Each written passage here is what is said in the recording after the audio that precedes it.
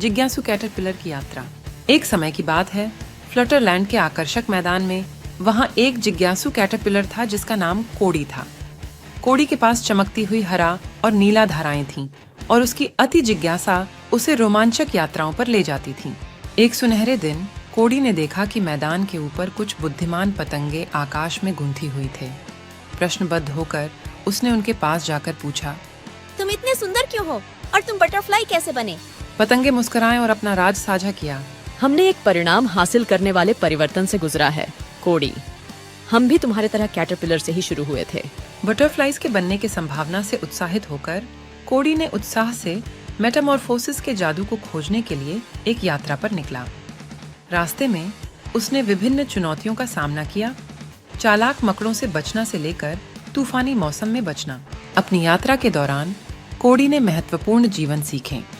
उसने सब्र की महत्वपूर्णता का अनुभव किया। जब उसके पंख बढ़ने का इंतजार कर रहा था, उसने आपातकाल में कठिनाइयों का सामना करते समय सहनशीलता की महत्वपूर्णता को और दोस्ती की सुंदरता को जाना। जब उसने रास्ते में दूसरे कीटाओं की मदद की। एक दिन जब कोड़ी ने अपने को एक आरामदायक कोकून में बूंदते हुए उसने सीखे गए सिक्कों पर विचार किया। कोकून के अंदर उसने खुद को हल्के रंग के पंखों वाली एक शानदार बटरफ्लाई में बदला। कोकून से बाहर निकलते ही कोड़ी ने आकाश में उड़ते हुए अपने बटरफ्लाई दोस्तों के साथ मिलकर जीना शुरू किया।